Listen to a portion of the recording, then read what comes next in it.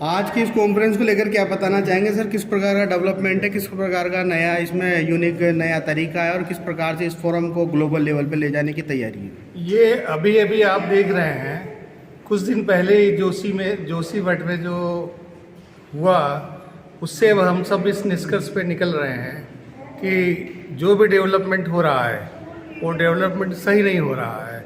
अब वो समय आ गया है जबकि हम सबको इस डायरेक्शन में सोचने की ज़रूरत है, और सोचना क्या, अब तो हमारी मजबूरी हो गई है। तो अब जो भी डेवलपमेंट होगा आने वाले दिनों में वो सस्टेनेबल डेवलपमेंट होगा। तो उसी को ध्यान में रखते हुए ये इंटरनेशनल कॉन्फ्रेंस ऑर्गेनाइज की गई थी, और जबकि उस समय ऐसा हुआ नहीं था। बाय द वे, सेमिनार होने से जस्ट पहले ऐसा हो भी गया कि sustainable power generation, renewable energy and sustainable development पे ये कॉन्फ्रेंस है। इस कॉन्फ्रेंस में देश विदेश से लोग आए हुए हैं। कुछ लोग जो है दूसरे देशों से आए हुए हैं, कुछ लोग ऑफलाइन आए हुए हैं, कुछ लोग ऑनलाइन जुड़ेंगे, और वो सब जो सभी का शोध जो है यहाँ पढ़ा जाएगा, फिर आपस में डिस्कशन होगा, उससे जो निष्कर्ष निकलेगा उस निष्कर्ष को रिकमेंडेशन के फॉर्म में सेंट्रल गवर्नमेंट और स्टेट गवर्नमेंट को भेजा जाएगा। वो पॉलिसी मेकर्स जो हमारे हैं वो उन पॉलिसी मेकर के अगर उसमें से उनको जो भी काम की चीज़ें होंगी वो ले करके नई पॉलिसी बनाने में उनका सहयोग होगा, और वो नई पॉलिसी में ये सारी चीज़ें डालें। जैसा कि अभी नया बजट आया है, परसों नया बजट आया, उसमें भी मेन एम्फेसिस इन्हीं तीन चीज़ों में दिया गया है कि कैसे पावर जनरेशन और रिन्यूएबल एनर्जी को कैसे वो करें, और किस तरह से जो है जो भी डेवलपमेंट कैसे सस्टेनेबल डेवलपमेंट हो, और नया एनर्जी का नया स्रोत क्या ढूंढा जाए। तो अब हाइड्रोजन को एक नया स्रोत ढूंढा जा रहा है, उस पर भी सरकार ने सोचा, और बहुत ज़्यादा धन भी उसमें इस बार वो कराया इस बजट में। एनर्जी डेवलपमेंट और कॉन्फ्रेंस को सरकार से कैसे कनेक्ट कर रहे हैं सर आप?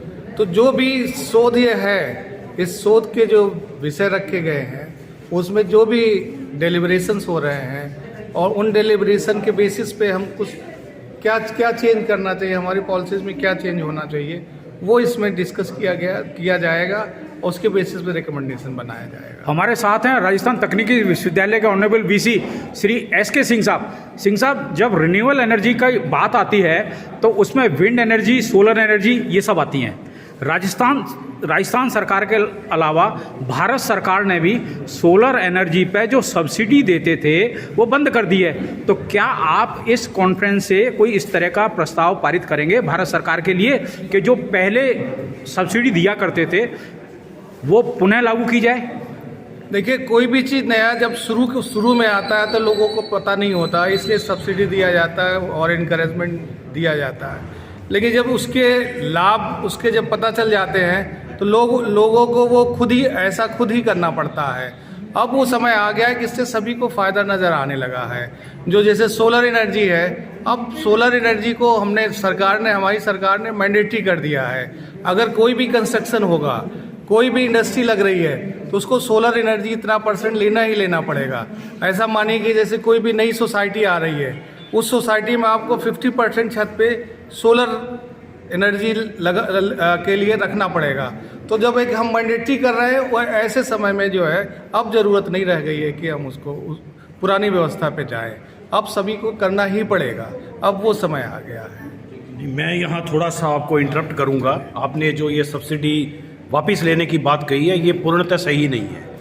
जो पुराने हमारे सोलर कुकिंग सिस्टम थे या सोलर वाटर हीटिंग सिस्टम थे, सब्सिडी उस पर वापस ली गई है। लेकिन जो सोलर के द्वारा पावर जनरेशन के जो यूनिट 1 किलोवाट, 2 किलोवाट, 5 किलोवाट तक के लग रहे हैं, उसमें सरकार ने नए तरीके से सब्सिडी देने का प्रावधान किया है। ये मैं आपकी जानकारी के लिए आपको बताना चाहूँगा। आज कॉन्फ्रेंस के बारे में क्या बताना चाहेंगे सर? कॉन्फ्रेंस को किस प्रकार आज की ये कॉन्फ्रेंस का विषय, जैसे कि वीसी साहब ने भी बोला, बहुत एप्ट है, बहुत टाइमली है, and it is perfectly in line with the policies of the government. अभी जो नया बजट पेश हुआ है उसमें मैंने भी अपनी स्पीच में यही बोला है कि अलग से प्रावधान 16,000 करोड़ रुपए का ग्रीन हाइड्रोजन मिशन के तहत 16,000 करोड़ का प्रोविज़न किया गया है।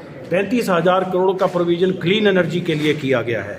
इसी तरह से सरकार रिन्यूएबल एनर्जी के जो दूसरे रिसोर्सेज हैं, विंड एनर्जी है, जियोथर्मल है, उस पर गवर्नमेंट बहुत एम्फेसाइज कर रही है ताकि हमारी एनवायरनमेंट पे, जो इकोलॉजी पे, जैसे कि जोशीमठ की घटना हुई है, पिछले साल भी उत्तराखंड में कुछ हुआ था, हिमाचल में भी क्लाउड बस्ट हुआ था, उससे बहुत जानो माल का नुकसान हुआ था। उस चीज़ को प्रोटेक्ट करने के लिए सरकार की जो पॉलिसीज़ हैं वो मुझे लगता है कि एक बड़ी सही दिशा में कदम वो लोग ले रहे हैं। और बीइंग ए टेक्निकल प्रोफेशनल्स, हमारा ये कर्तव्य है, हमारी ये ड्यूटी है कि हम उसमें अपनी सरकार का सहयोग करें। हम कम लागत की ऐसी नई टेक्नोलॉजीज़ को विकसित करें जिसको कि एक छोटे से विलेज में, एक छोटे से घर में भी इंस्टॉल करके उनको उसका फ़ायदा दिया जा सके। आपका नाम? मैं राकेश सहगल हूँ, I am director NIT Srinagar Jammu and Kashmir. मैं इसमें एक छोटी सी चीज़ ऐड करना चाहते हैं। जब भी हम कोई प्रोडक्ट डिजाइन करते हैं, क्योंकि हम सस्टेनेबल प्रोडक्ट की बात कर रहे हैं, उसके 4 बेसिक विभाग होते हैं। पहले होता है कि प्रोडक्ट इंट्रोडक्शन, फिर होता है ग्रोथ, फिर मैच्योरिटी। इंट्रोडक्शन मीन कि जब हमने प्रोडक्ट लॉन्च किया, लोगों को पता चले उसका क्या है प्रोडक्ट, उसके लिए ऐड करते हैं, सब्सिडीज़ देते हैं, सब कुछ करते हैं। प्रोडक्ट ग्रोथ हो जाता है, ग्रोथ में भी हम उसको करते हैं कि यूज़र उसका यूज टू हो जाए, उसको यूज़ करना स्टार्ट। जब प्रोडक्ट मैच्योरिटी लेवल पे आ जाता है, उसको हम जो सब्सिडीज़ होते हैं, कंज्यूमर अपने आप अंडरस्टैंड कर लेता है कि मुझे क्या चाहिए, तो वो उसमें ये समझ आ जाती है कि ये अच्छा है, ये बुरा है। और ये जो आप कंज्यूमर प्रोडक्ट कह रहे हो, जो सब्सिडी की है सोलर हीटर, और इसमें ये अब मैच्योरिटी स्टेज में है। अभी हमें ज़रूरत है कमर्शियलाइज ये करने की, और उसमें अभी सब्सिडीज़ कंटिन्यू है। आपका नाम? मैं professor RS Walia, Punjab engineering college Chandigarh. आप क्या बताना चाहेंगे सर, इंटरनेशनल कॉन्फ्रेंस को लेकर किस प्रकार के लक्ष्य देखते हैं, उद्देश्य देखते हैं, और आगे के इस कार्यक्रम को कैसे बताना चाहेंगे? इसे मैं इस तरह से कोरिलेट करना चाहता हूँ, जो हमारी सस्टेनेबल डेवलपमेंट है, socio economic and environmental aspect से हर चीज़ को चेक करना चाहिए बिफोर इम्प्लीमेंट एनी। और उस चीज़ के अंदर सबसे ज़्यादा जो हमारा जो ये है मिशन मैन्युफैक्चरिंग वाला, जिसमें digital manufacturing government of India ने इंट्रोड्यूस करा है, तो उस लेवल के ऊपर हमें काम करना है विद दीज 3 एस्पेक्ट। जैसे सोलर की बात तो करी, किसी ने ये नहीं बात करी कि मैन्युफैक्चर कैसे होगा सोलर से और कैसे होता है, वो कैसे सस्टेनेबल बनाया जाए। Hydro power plant, solar power plant, उसके अंदर बनाना कैसे है हमें, तो जो वो वाला पार्ट है इन्वायरमेंटल, क्योंकि हर आदमी चाहता है सोशल एक्टिविटी होनी चाहिए, हर आदमी चाहता है इकोनॉमिकल एक्टिविटीज़ होनी चाहिए, जो एंड रिजल्ट है वो इन्वायरमेंट अफेक्ट होता है। तो at the time of manufacturing जो डिजिटल मैन्युफैक्चरिंग जो गवर्नमेंट ऑफ इंडिया का मिशन है, उस लेवल से वर्क करना चाहिए। तो हमारा यही सारा उद्देश्य है कि हम हर मैन्युफैक्चरिंग को जो बेसिक स्टेप है, अगर ईंट नहीं रख रहे हैं तो ईंट कैसे बने, सीमेंट है तो कैसे बने, अगर सरिया है तो वो कैसे बने, उस लेवल के ऊपर हमें ये जो ट्रिपल बॉटम लाइन है उसे इम्प्लीमेंट करना चाहिए। आपका नाम? मेरा नाम professor Kasim Murtaza, department of mechanical engineering, Delhi Technological University, Delhi. Thank you. किस प्रकार का डेलीगेशन देखा, किस प्रकार का कार्यक्रम देखा, और आप क्या बताना चाहेंगे इसमें आपका क्या सब्स्टिट्यूट है? मैकेनिकल इंजीनियरिंग डिपार्टमेंट जो है वर्षों से जो है power plant, energy, sustainable development पर रिसर्च करता आया है।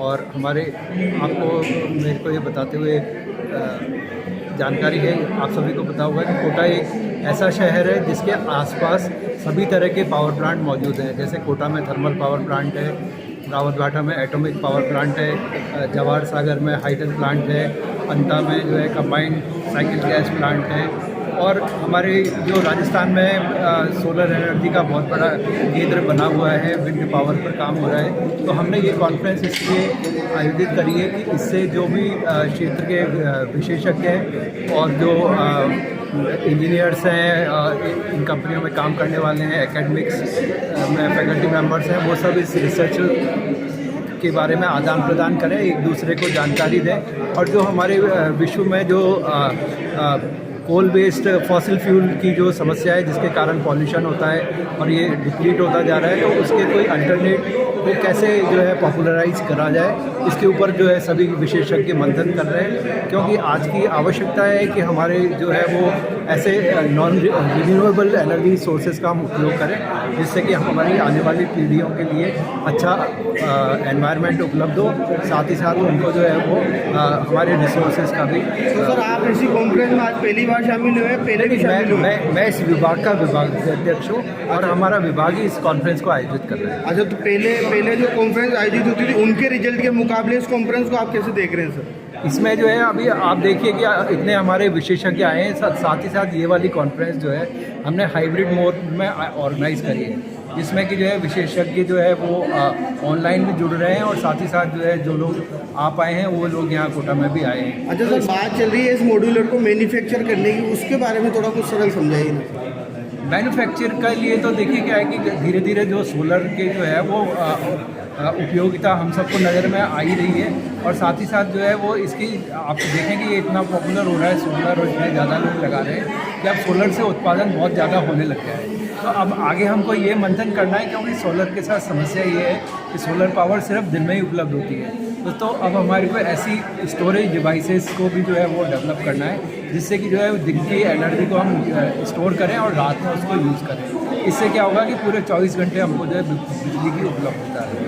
इसी के संबंध में एक जो है वो आपको मैं बताता हूँ कि 12 में जो है वो एक पंप स्टोरेज पावर प्लांट का भी जो है वो कार्य चल रहा है, जिसमें कि जो है दिन में सोलर से जो जब उपलब्ध होगी तो पानी को ऊपर लिफ्ट किया जाएगा, और रात के समय जब आवश्यकता होगी तो ऊपर के पानी को हाइडल की तरह नीचे गिरा के विद्युत उत्पादन जनरेट किया जाएगा। तो इससे जो है 24 घंटे जो है बिजली की उपलब्धता बन सके। अच्छा, सरकार जो इलेक्ट्रिसिटी पावर प्लांट है इनको बदलकर सोलर प्लांट करना चाह रही है, उसमें आप किस प्रकार से देखते हैं सर? नहीं, जैसे मैंने अभी बताया ना, सोलर प्लांट जो है वो अच्छा है, पर इसके साथ लिमिटेशन ये है कि सोलर सिर्फ जो है दिन में ही उपलब्ध होती है। तो साथ के साथ हमको ऐसे इंटीग्रेटेड सिस्टम्स को डेवलप करना पड़ेगा जो दिन की ऊर्जा को स्टोर करके और रात के लिए उपलब्ध कराए। अच्छा, जो बिजली उपभोक्ता आपको अभी इस वक्त सुन रहे हैं हमारे माध्यम से, आप उनको क्या बताना चाहेंगे इस कॉन्फ्रेंस के माध्यम से, उन्हें क्या लाभ मिलने वाला है और क्या डेवलपमेंट आने वाले हैं बिजली उपभोक्ताओं के लिए जो सोलर का इस्तेमाल करना चाहते हैं, उससे क्या फ़ायदा बेनिफिट्स होंगे उनके लिए?